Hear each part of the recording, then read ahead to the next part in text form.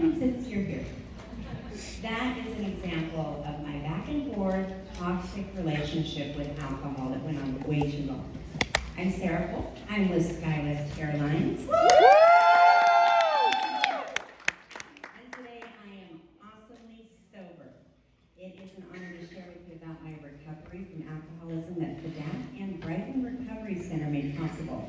And I wrote down my story because I know it, but I can get caught by a squirrel running. And I want to respect the time frame. So, my first drink was at 15 years old, and my last drunk was at age 42. That means I spent 27 exhausting years trying to control my drinking.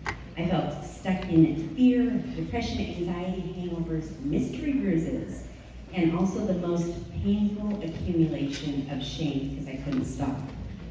And my temporary fix was always just to drink it all away. And would you believe that drinking never made my problems disappear? Never. And outwardly, I didn't look like what society has convinced us as an alcoholic. I always showed up at the airport. My hair was combed, my lipstick came on a cheerful smile, and I showered, so I was ready to roll, and no one really knew that I was struggling. My drinking for so long was just my hidden shame. My muddled brain fooled me into believing that my drinking wasn't that bad. It was like I didn't even have a mug shot. So come on, it was not that bad. I began struggling with the first drink, which was boxed wine left over from my parents' Christmas party, because apparently I have always felt classy with a K. So we started with boxed wine. I had just begun high school, and I was being teased for being a goody-goody. I was a good girl, but what I really wanted was to be cool. I wanted to be crushed on. I wanted to be popular, of course. And soon enough, I was getting drunk with upperclassmen, and I was feeling accepted. But that ended so abruptly, because suddenly I had a horrible reputation, and I was actually being bullied by the kids who I considered to be my pals just the day before. And I noticed now that this is when I began to just self-soothe with isolation. I made it through high school fairly successfully with cheerleading and homecoming and all of those things, but it was very painful, and I only felt safe alone because I had lost my trust in people and their intentions. After turning 21, I started getting wrecked in public at bars, and I swiftly gained 30 pounds in 3 months from binge drinking and then eating all of the greasy food at Denny's once the bars closed. It was not unusual to be carried out of bars and even waking up in the hospital from alcohol poisoning once, which I was mortified, but I wasn't going to stop drinking. I really wanted to get away from my hometown, which is a small town in North Idaho. I wanted a chance for a fresh start, to meet new people who didn't know me, didn't know my name, and had never seen me drunk. After working in radio for a few years, my mother suggested that I become a flight attendant so I could see the world while I was still young and single. And on October 24th, 2000, I was hired with SkyWest Airlines and due to some incredible good fortune, I'm still flying 22 years later. Moving to San Luis Obispo, California is my first domicile. It was exciting. I was only 24. I was starting a new life in a beautiful new place with palm trees, the Pacific Ocean, the beach, and college bars. So you've heard the saying, wherever you go, there you are. And very soon that girl who could not stop drinking once she started was right there with me. For the first time, I had a job that strictly prohibited consuming alcohol within 8 hours of showing up for work, and I interpreted that in my alcoholic brain as a green light to drink whenever I wasn't working, or within that time frame. But I found out pretty quickly that you should not drink with your crews. My newbie eyes saw that bad things happen when crews drank together, and when I noticed myself feeling embarrassed for senior colleagues and their behavior in public after work, I felt like it's probably time to hide this because I still wanted to drink. I just didn't want anyone to see me so I didn't have to be embarrassed. So then I would just stay in my room and drink alone all of the time. Going so far as to bringing a beautiful glass tumbler with me to drink alone in my room because I was not going to put cheap wine in a cheap plastic hotel gown. I'm just thinking, ew, look at that. No. I'm going to do that. But how sad my life was becoming when just a few years later, all I would look forward to was checking into my hotel room to mentally check out of my life. And that's all I was doing. I hate to think about how many missed opportunities I had for sightseeing in beautiful new cities I was lucky to be staying in, and getting to know my crews and enjoying runs and exercise outdoors, because I was just always alone and drunk. I just didn't even recognize myself. And I was in my late 20s when I started to think, maybe I have a drinking problem. I went to my first AA meeting when I was 31, and I cried the whole drive there. If you want a visual, it was to Jesse McCarthy's Beautiful Soul. I cried the whole way there. I also cried driving home, but I felt a little better, and I think it was the relief of meeting people that I connected with because they struggled like me. And my mind was blown because they were willing to talk about it out loud in front of other people. And I was just terrified I would see someone I know. So I was there to listen. I didn't introduce myself as an alcoholic. I was inspired, but I wasn't yet ready to stop drinking. As we all know, alcoholism is a progressive disease, so I didn't get any better, and it did not get any easier.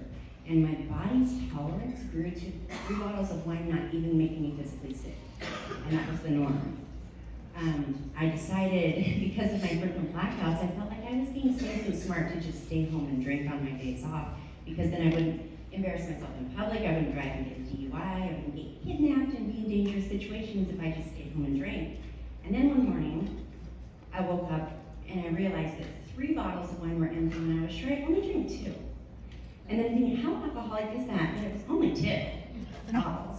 But I was horrified that I was blacked out and drank the 3rd, and I had no memory of opening, pouring, or consuming this bottle of wine. And then I realized, my God, I could actually find my peace somehow, get in my car and drive to the store for more in a complete blackout. So I was not safe with this behavior at home either. And that's when I started to have an ominous feeling that something bad was going to happen if I kept drinking. I just knew it. I didn't have much shot yet. I knew something bad was going to happen, and it was just a matter of time. I was just taking too many chances. So getting to my last drunk, which began impulsively as having a glass of wine at a beautiful, fancy fundraiser dinner. It was for Mercy for Animals in Los Angeles. And I'm vegan, and I'm just telling you that because it's going to help you understand how I got sober in a moment. At this event, it was black tie. I was in the company of Joaquin Phoenix, Moby, Kat Von D, some really amazing people. And I didn't plan on drinking that night, but I didn't make the decision in advance not to drink. So when the waiter offered a glass of wine that in that moment, in that environment, looked so elegant to me, I accepted. And rather than spending the evening mingling with these amazing people that I admired, I just sat at my table and I drank the whole night away. And this night kicked off a drinking binge that ended 3 days later. And this is the hard part, so bear with me. When I woke up from that, and this is the moment that everything changed, and I turned my head, and I saw under my arm my sweet boy, which is my rescue dog, Moses. And he opened his eyes, and he looked at me, and he sat up, and he started wagging his tail because he was so excited that I was awake and I was present with him again. And it was what came to my mind and what I said that just broke my heart. Was the first thing I said was, "Oh, baby boy, did I even feed you?" He was neglected. This boy that I rescued so I could take care of because I loved animals so much. And for 3 days, I don't know if he was even fed. And he still loved me. Just being near me and seeing my eyes open, he had so much love for me. And I always tell him to this day that you saved me. Because I knew I needed to have that love for myself. And I needed to show up for him. And hey, how about showing up in my own damn life? I could do that too. So, the unworthiness that I felt in that moment, I was finally angry enough about where I was to do something about it. Now I was pissed. And I don't know about you, but for me, anger isn't a great feeling, but it's a step up from sad because it's powerful. It's a powerful state, and it gave me momentum to change. September 17th, 2019 was the best, worst day of my life, because that's the day I finally chose sobriety.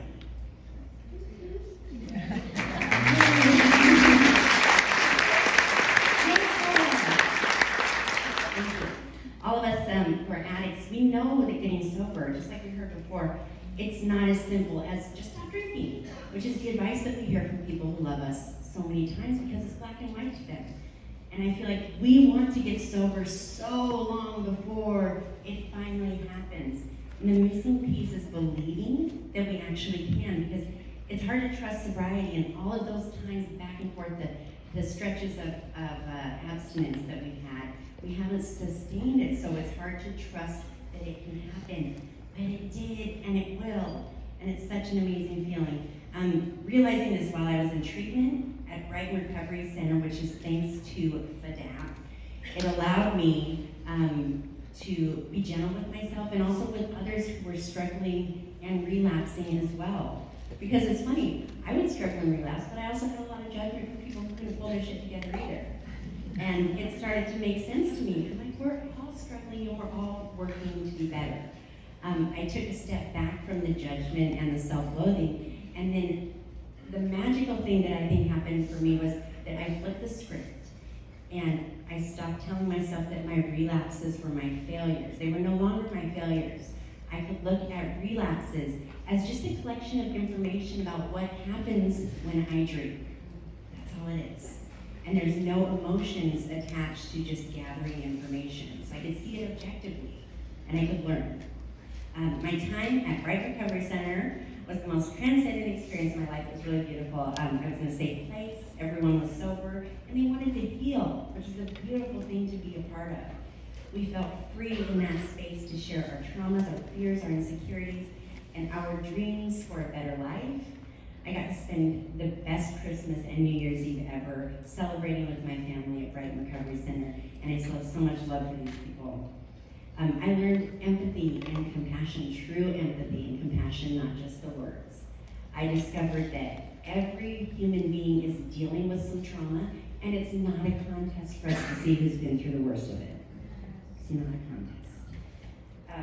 I have a deep respect now for every person who is humble to ask for help and does the work to get better. The guidance I had from FADAP made the process of applying for the leave of absence, securing my room in treatment, returning to work, it was all very simplified, and I am so grateful. Also grateful for that support and the fact that SkyWest Airlines cares about the mental health and well-being of employees and their families. Receiving treatment confidentially was a great comfort, and no one would know that I went to inpatient treatment and I was recovering from alcoholism if I wasn't open about it. But I love being sober. And I must shout about my proudest achievements. I'm so happy to share my story that may be what someone needs to hear.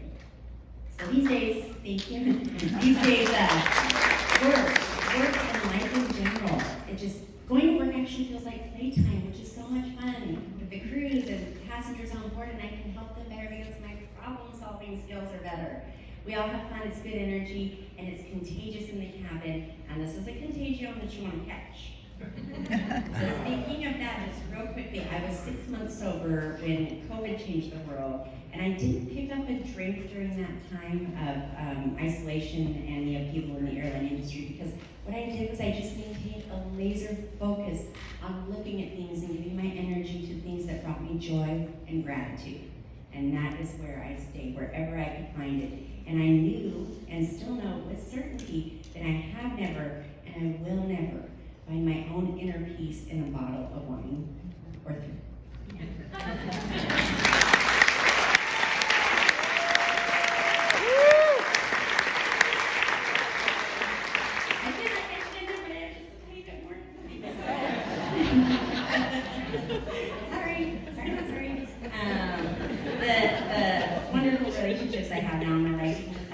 Everybody has been helped by my recovery, which is so beautiful because I'm showing up authentically now. I've learned to not have guilt for prioritizing my own self-care and for finally asking for exactly what I need. My anxiety was all-consuming to now a non-issue in sobriety. And the biggest overall benefit to my life is actually trusting myself. I can identify feelings and trust their guidance, which has taught me everything about life. And getting through this life, just day to day, the things that I need to deal with are so much more manageable now because I don't drink. And that was not possible until I fully embraced sobriety. I love how my life is unfolding, being awesomely sober. And now, Moses and I are still happily together, 8 years strong. And when I wake up and he's cuddled under my arm and still gives me that look, he says it's like waking up in happiness and it's, hi, Bubba, I love you so much. Did you know what he said to me? And did you get more handsome? It's usually how our conversation goes. But it feels so good to know that he's happy and cared for, and I can do that for him without worrying. And the most important thing is now I no longer see sobriety as a punishment because I'm not normal. And I no longer feel like I'm missing out on the fun because I don't drink. And honestly, drinking was never fun as an alcoholic. I am witnessing my authentic self reemerge, and I like her. Thank